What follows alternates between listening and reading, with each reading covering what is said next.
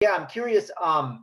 Yeah, so given that Prince George's County has just said in the slide deck here that they want to support the development of microgrid infrastructure, how is PEPCO and the county going to work together on this, and what would an implementation look like? Yeah, that's a great question. Thanks for asking. And I can only go by, my thoughts here is that, Prince George's County has already partnered with us to do, some microgrids within the county. We have one coming at our Livingston Road substation, which be a megawatt facility that's going to allow battery storage. But on top of that, the county is looking at other ways to increase community solar, whether it's using their property, partnering with us. And what we're doing is really making sure that our feeders and our substations can handle that capacity of renewable energy. We want to help the county install as much community solar for, underserved communities, for market rate communities, anyone that, doesn't have the ability to put solar on their rooftop. We want to enable them to subscribe to community solar. And so we're making sure that our feeders can handle the capacity. So when the county comes to us wanting to leverage, whether it's the rooftop of a county building or a public school to do more community solar, we're ready to partner with them on that activity as well. Yeah, thank you. Thank you for your answer. Just one very Mhm. last follow-up question to that is, when you say community solar, are you referring to the actual company Community Solar that has the large scale deployment, or are you talking more generally, like, say, to prepare for, say, individuals putting panels on their property, or maybe, microgrids and, smaller, solar farms popping up throughout the county? Yeah, not a person itself. How we define community solar within the Maryland Public Service Commission is you can call it a solar farm, but any solar facility that allows different subscribers to subscribe to. So our community solar facilities that we've helped to integrate to the grid typically is about a 1 to 2 megawatt solar facility, sometimes less, but then they have anywhere from 50 to 500 subscribers, where we help to ensure that that energy is properly allocated to those subscribers or customers. Thank you. Okay, good. Thank you. And so, Commissioner, I'm sorry, all I see is that Commissioner, is this Will Ellis that's with us? Yes, sorry, Will Ellis. Yes. I wanted to make sure that we introduced you, and thank you so much for answering that question. So because we got in here a little bit late, like I just kind of jumped right in because I feel like you chose this room because you know a lot about what you want to see. So, and Deb, thank you for taking notes. The Renewable Energy Program in Prince George's County, did we capture? I feel like there's a little bit more we can capture before we move on, because the next slide is about benefits, burdens, and equity. But I think it's really important to stay here to make sure that this group, and we have things in the chat. I can say Cameron said, does Prince George's County believe they're keeping with requirements of carbon negative, energy positive building advancements? We can think about that with a renewable energy program in Prince George's County with maybe the county properties. But if anyone wants to comment on the idea that we just talked about, how it extends from not only government-owned facilities to incentivizing those more distributed renewable energy projects. There's other questions about homes with solar. So if we feel like there's other things to say here, what does this program look like? Jennifer, I will just chime in on the requirement about carbon negative or energy positive buildings. There is a separate recommendation related to net zero buildings. I think that's being discussed in a different group. Okay, that's what I was thinking. Okay.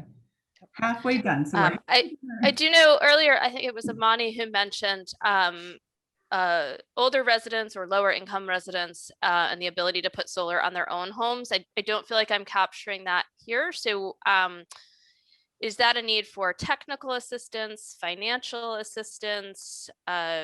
What kind of programming or support might be needed to help create those opportunities?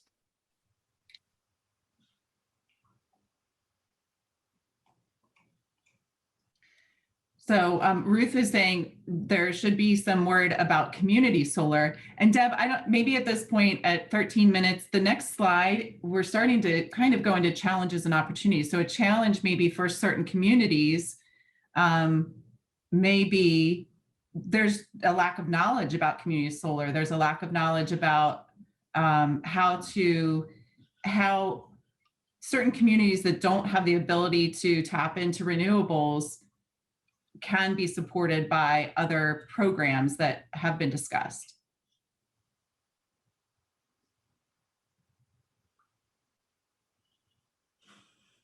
Yeah, to deliver.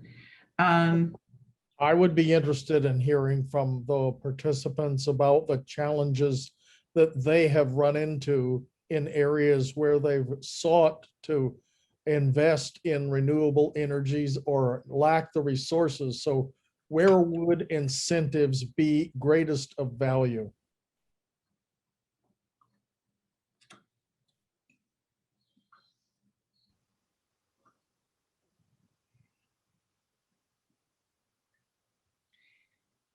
And when we talk about incentives, is that incentive for individual? An example would be solar cooperatives. That is where a number of citizens can come together and get a reduced cost for the individual that otherwise would be an individual price. That's just an example. Are citizens interested in seeing incentives for that kind of thing? Further support for that kind of thing, expansion of that kind of thing? The county actually coordinating and leading in that effort, in addition, of course, to it leading by example on its own, out of its own resources for its own facilities, which is obviously a given in all these various areas. Mm-hmm.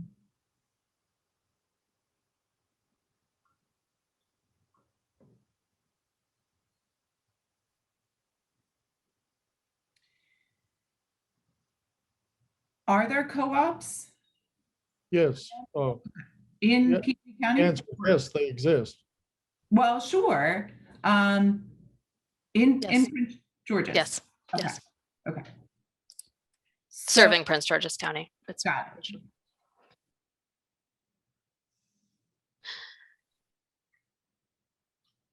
I can take us to the next slide if certainly we can come back as if Yeah. folks Sure, have go ahead. ideas. Go ahead, Jennifer.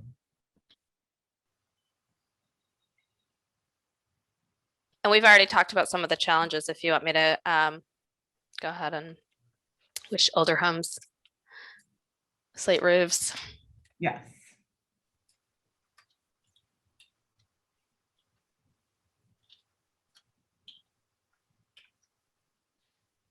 Incentives. Yeah, lack of incentives. Okay. Lack of knowledge, right? It is lack of incentive. So there are incentives in place, and I haven't heard folks chime in to say more incentives are needed. I think this is a question that's kind of out there right now. Whether the necessary thing is actually more incentives or is it more education, technical assistance, because there are incentives.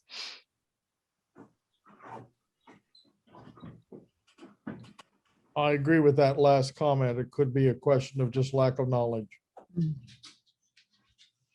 Amani? Yes, part of the problem at this time is that we get lots of phone calls, and a good percentage of those phone calls are scammers. And so even when we get calls saying, oh, I'm calling about solar, we're not sure that we should be talking to these people. I think if perhaps the companies or the agencies involved could write us a letter and say, here are the legitimate places and here are the phone numbers that you can call yourself. Because I think part of our problem is fear as well. I mean, in these times, my phone's ringing 20, 30 times a day, and these are people that just trying to pick in my pocket or my identity. And I, you know, I don't know. It's really hard. We don't know who's who and what is what. That's a really good point. Trusted, how do you get trusted information? Like if there is an information gap about community solar and co-ops and what that could mean to you, even, you know, the mail is hard. If you got something in the mail, what would you need to see to know that it's also not something that's not legitimate? I suppose, you know, if it comes at least from a county source, a county agency with a county, you know, identification, and then also maybe a phone number to call the county to verify the legitimacy. Mm-hmm. You know, it's hard. Yeah. There is precedent for that in the tree care industry where you have certified arborists. So it is conceivable that you could get a program and articulate one which would certify companies for the installation of solar, just as one tool to move the whole thing forward. So yes, that's a doable kind of effort. Mm-hmm.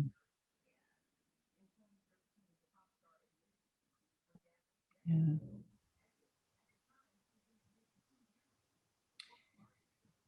So we're hearing the challenges and the opportunities. There are solar programs. Again, I guess I'm just kind of going back to this idea of there's things on public property, there's things that can be done on private, but if it's about residents understanding opportunities, what they can do, it's mostly about communication and education of what's out there, how they can participate through trusted channels. And so from here, Deb, I don't know, we have the next couple slides. I think we've kind of hit also on, we've started to hit on who benefits and who's burden. At this point, do we want to go to the slide that just basically summarized, which is the next one, the benefits and burdens and equity? We've already started that, but I want to make sure there's nothing left out of other groups that might be. We have 13 participants now. So we have older homes, older community members. Are there any others that are currently feeling burdened or left out, or that there's a lack of equity?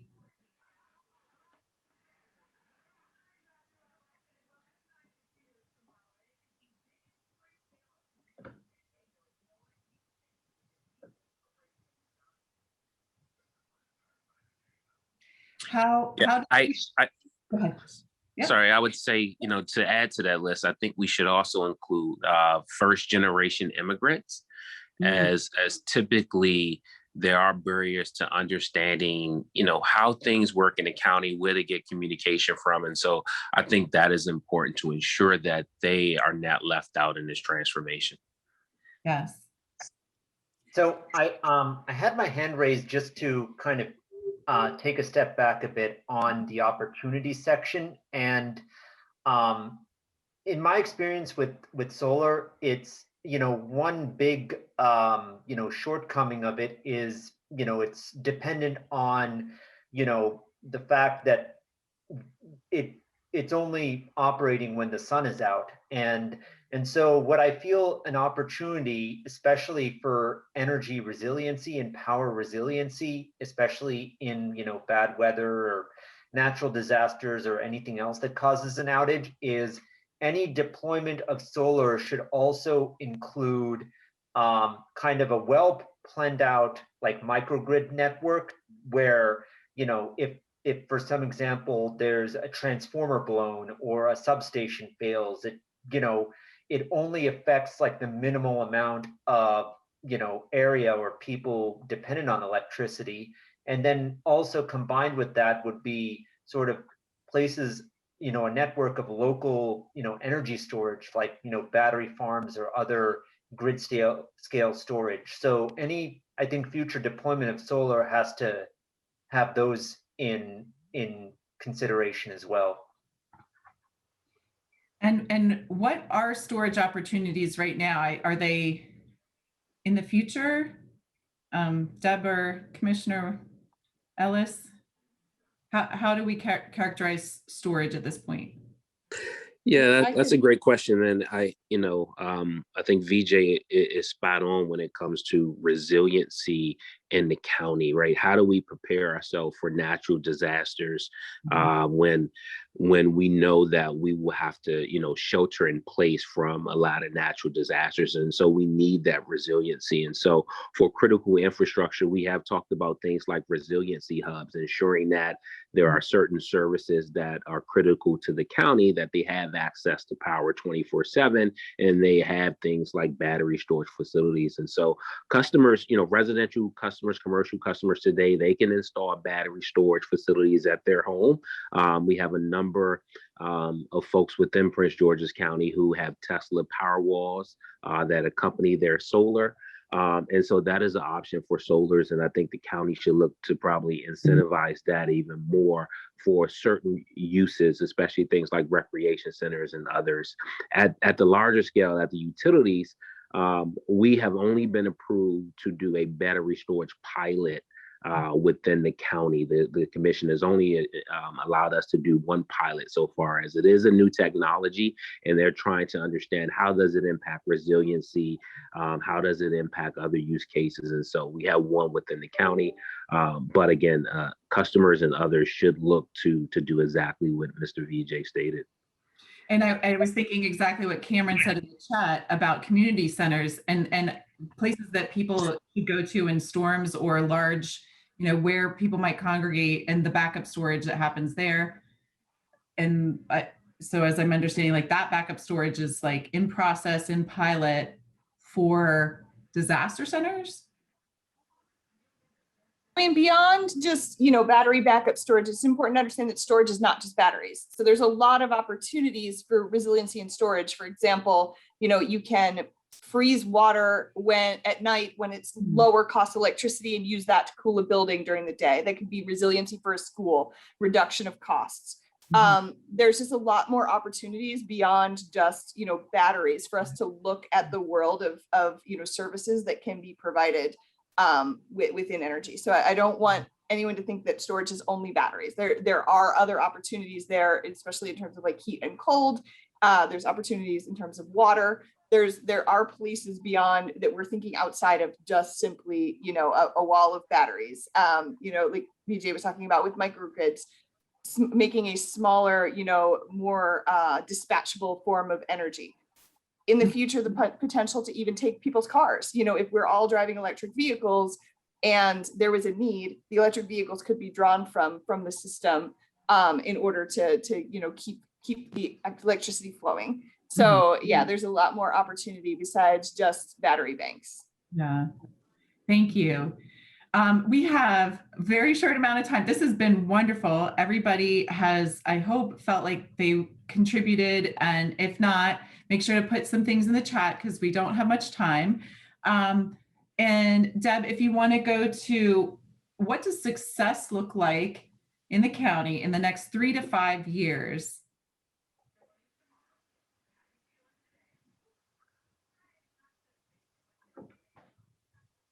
It can be big thinking. You can do pie in the sky. What are you thinking?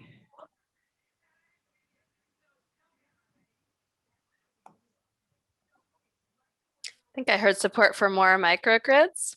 And I would assume that means success would include fewer outages or shorter outages or more limiting the extent of those outages. I don't want to put words in VJ's mouth, but curious if that sounds right.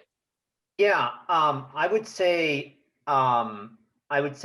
like the benefit I feel of microgrids is just versatility, because historically in the US, the electric grid was developed like almost a century ago, when people didn't really have a lot of knowledge of electricity and the technology associated with it. So, you know, in 2021, we have a way to kind of rethink and recast the whole grid system to better benefit the time and our energy needs.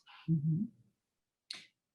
And I also just want to recap on the idea that I've heard that it's great that there's programs out there, but if people aren't knowledgeable about them, it's hard to say that we have success. And that's a challenge. That's a really big challenge. And I think I've heard that success means figuring out how to do outreach to vulnerable or populations that want to participate, and want to understand what participation means. Maybe it means participating in a co-op or understanding how their electricity is actually coming from a renewable source, and they might not have even known.